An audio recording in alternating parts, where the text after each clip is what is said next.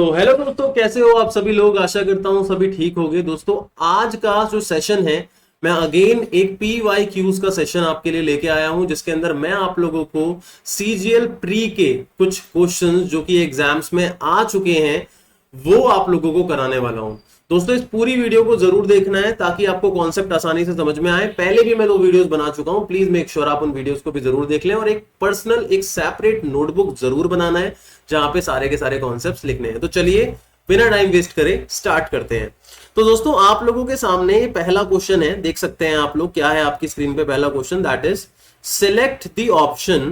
select the option that expresses the given sentence in passive voice। क्या है भाई question आपका, that is select the option that expresses the given sentence in passive voice।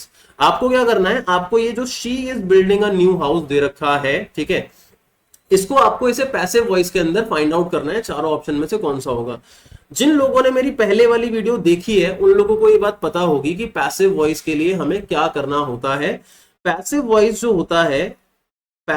जो होता है इसमें कभी भी सब्जेक्ट आगे नहीं आता। पैसिव वॉइस में कभी भी सब्जेक्ट आगे नहीं आता, एक्टिव वॉइस में हमेशा सब्जेक्ट आगे की तरफ आता है। तो आप इस सेंटेंस को देखो, मैं सामने फिर से जूम कर देता हूं, यहां पे लिखा है she is building a new house. तो इसका मतलब बिल्डिंग का काम हु इज डूइंग, शी। तो शी हमारा सब्जेक्ट है। मतलब अगर मुझे इसे पैसिव वॉइस में फाइंड आउट करना है तो शी आगे की तरफ नहीं आ सकता, लेकिन देखो इसमें ए में शी आ रहा है आगे की तरफ, ये नहीं हो सकता, सी में भी आ रहा है, ये भी नहीं हो सकता। तो ये दो तो एलिमिनेट हो गए। अब बचा क्या बच्चों, बचा बी एंड डी। क्या बचा, बी एंड डी। अब बी और डी में देखो न्यू हाउस इसमें भी आ रहा है, इसमें भी आ रहा है, लेकिन यहां दे रखा है इज। क्या दे रखा है, इज। और कॉन्सेप्ट दोस्तों ये कहता है कि अगर हमारा इज एम आर आ रहा है, क्या आ रहा है, इज एम आर आ रहा है, तो इज एम आर को हम चेंज करते हैं is am are plus being में। किस में चेंज करते हैं दोस्तों, इसको हम चेंज करते हैं is am are plus being में। इज एम आर को is am are plus being में हम चेंज करते हैं। तो ये चीज आपको ध्यान रखनी है, ठीक है। तो यहां पे देखो भाई, इज का चेंज किसमें हो रहा है, इज बीइंग में यहां पे हो रहा है। तो करेक्ट आंसर क्या होगा, B. B should be the correct answer, ठीक है। चलो भाई अगले क्वेश्चन पे आ जाते हैं दोस्तों। अगला क्वेश्चन है the following sentence has been divided into parts, one of them may contain error. मतलब एरर स्पॉटिंग आपको करना है, आपको गलती फाइंड आउट करनी है। I cannot talk right now, I am being really busy, I will call you later। दोस्तों हमेशा ध्यान रखो, यहाँ पे M के साथ being तभी आएगा जब हम पैसिव वॉइस की बात कर रहे होते हैं। यहाँ पे being लगाने की कोई भी जरूरत नहीं है। I am really busy या I have been really busy, ये दोनों में से कोई भी हो सकता है, लेकिन ये being यहाँ पे नहीं आ सकता। तो गलती जो है वो सेकंड वाले पार्ट में है, इस वाले पार्ट में गलती है। तो करेक्ट आंसर ये सी होगा, ठीक है। चलो भाई आगे बढ़ जाते हैं, अगला क्वेश्चन देखते हैं दोस्तों। अगला क्वेश्चन क्या कह रहा है, अगला दोस्तों क्वेश्चन जो है वो है select the option that expresses the given sentence in active voice. Same active passive voice वाला क्वेश्चन है। तो यहां दिया है the cards were being distributed by her to her friends. तो यहां पे हमारा सब्जेक्ट्स क्या है, sorry I am really sorry, ये जो सेंटेंस है ये हमें पैसिव वॉइस में दे रखा है। ये सेंटेंस हमें किस में दे रखा है, पैसिव वॉइस में दे रखा है, और हमें इसे चेंज करना है किसमें, एक्टिव वॉइस में। एक्टिव से पैसिव में ले जाते हैं तो क्या करते हैं, मैंने बताया एक्टिव में सब्जेक्ट आगे आता है, पैसिव में सब्जेक्ट आगे नहीं आता। मतलब अगर ये सेंटेंस पैसिव वॉइस है तो यहाँ पे द कार्ड्स हमारा सब्जेक्ट नहीं है बल्कि ऑब्जेक्ट है। जिस बंदे ने डिस्ट्रीब्यूट किए कार्ड्स वो सब्जेक्ट होगा। किसने डिस्ट्रीब्यूट करे हैं, हर ने। तो अगर शी को पीछे ले जाएंगे तो हर बनेगा, हर को वापस आगे ले जाएंगे तो शी बनेगा। मतलब जब मैं इस पैसिव को एक्टिव में ले जाऊंगा तो आगे हर को शी में चेंज करना है। तो यहाँ पे कहां आ रहा है शी आगे, यहां आ रहा है दोस्तों, खाली यहां आ रहा है। देखो यहां भी नहीं आ रहा, यहां भी नहीं आ रहा, यहां भी नहीं आ रहा।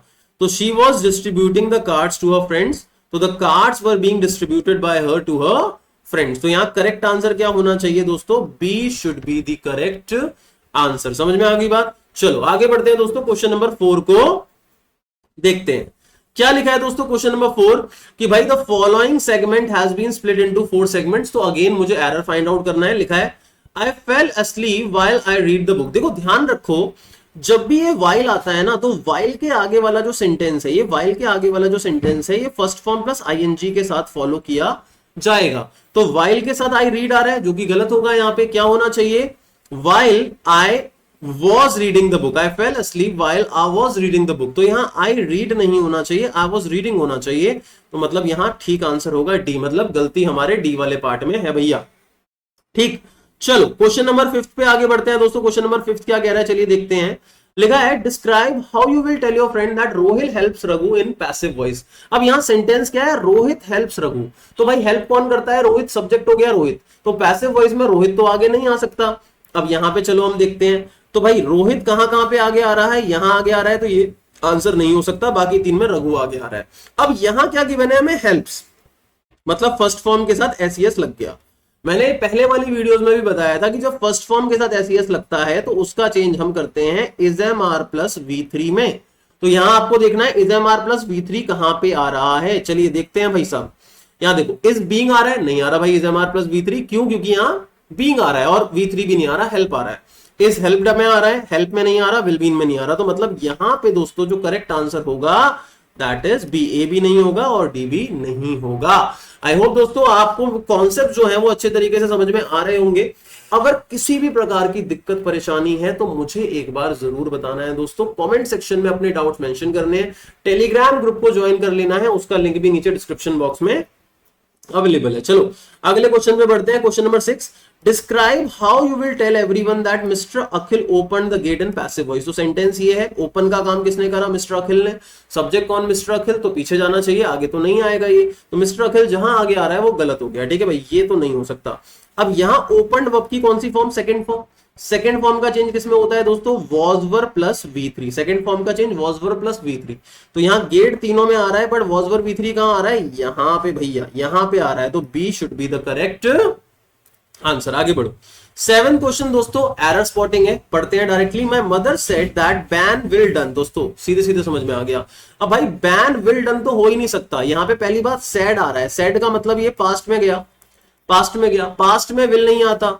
विल की जगह पास्ट में हम वुड को यूज करते हैं, और अगर वुड आ जाएगा तो भाई वुड के साथ V1 आएगा, तो यहां डू आना चाहिए। तो गलती भैया किस में है, गलती इस वाले में है। समझ में आ गई बात, ठीक है।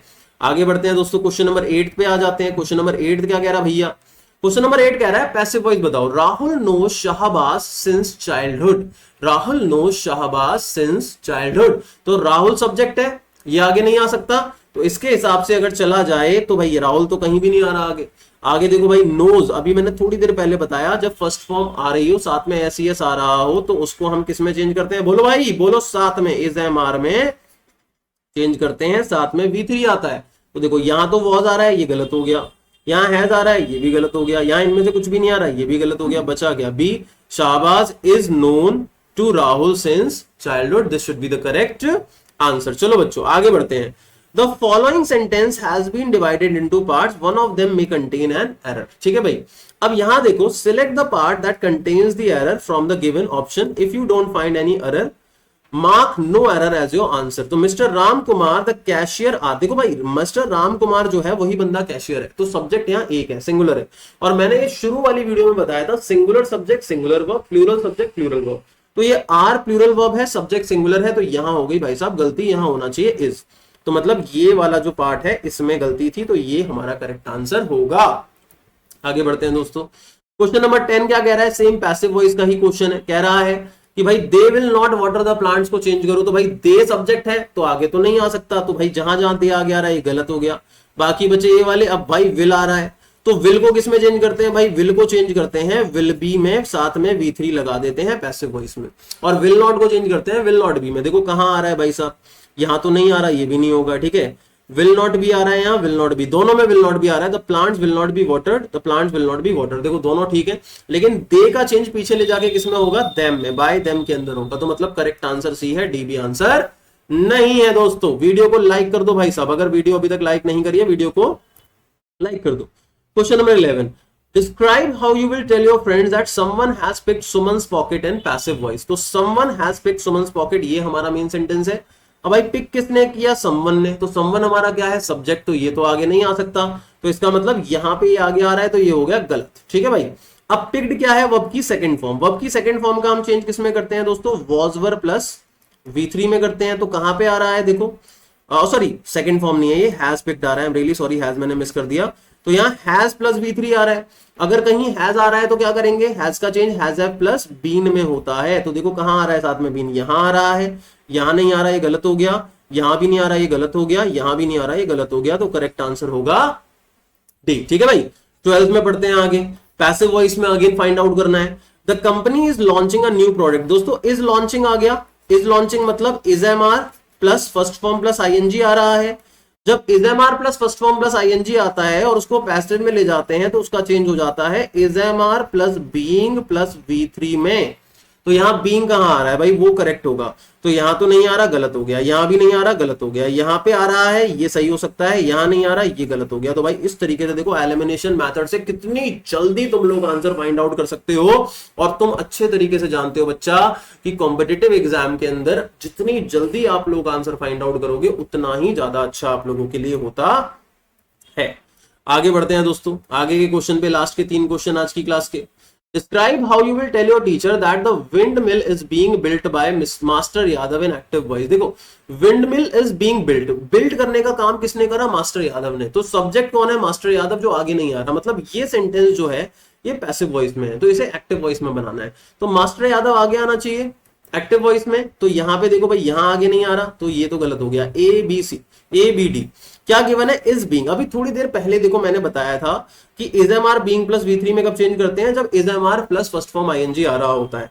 तो मतलब अगर ऊपर यहाँ पे is am are plus being आ रहा है, इज बीइंग आ रहा है, तो नीचे is am are plus fourth form आना चाहिए। तो यहाँ पे नहीं आ रहा, यहाँ पे नहीं आ रहा, ठीक है, यहाँ पे नहीं आ रहा। मास्टर यादव इज बिल्डिंग, देखो हो गया ना, हो गया। Is plus first form plus ING, correct answer is D। Select the option that expresses the given sentence in passive voice। Is he not driving a car? तो यहाँ सब्जेक्ट क्या है, ही, इसको पीछे की तरफ ले जाना चाहिए। इज एम आर का चेंज किसमें होगा, is am are plus being में। देखो बीइंग कहाँ आ रहा है भाई, बीइंग यहाँ पे आ रहा है, सिर्फ डायरेक्टली कर दो, ज्यादा चिक चिक करने की जरूरत ही नहीं है, ठीक है। बाकी सब में कहीं बीइंग था ही नहीं। 15 पे आ जाओ, एरर बेस्ड क्वेश्चन है। Sky appears blue. दोस्तों स्काई एक हेवनली बॉडी है और हेवनली बॉडी हमेशा द के साथ आती है। तो the sky appears blue as it absorbs all colours and reflects only blue. तो यहां पे ए में गलती है, तो ये आंसर होगा। तो आई होप दोस्तों जितना भी मैंने समझाया है वो सारी की सारी बातें आपको समझ आई होंगी।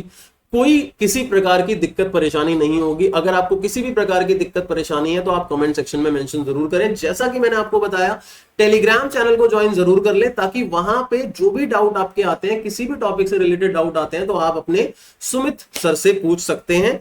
तो दोस्तों मिलेंगे अपने एक और सेशन में, तब तक के लिए दोस्तों bye bye, take care, thank you so much for being here, lots of love and support.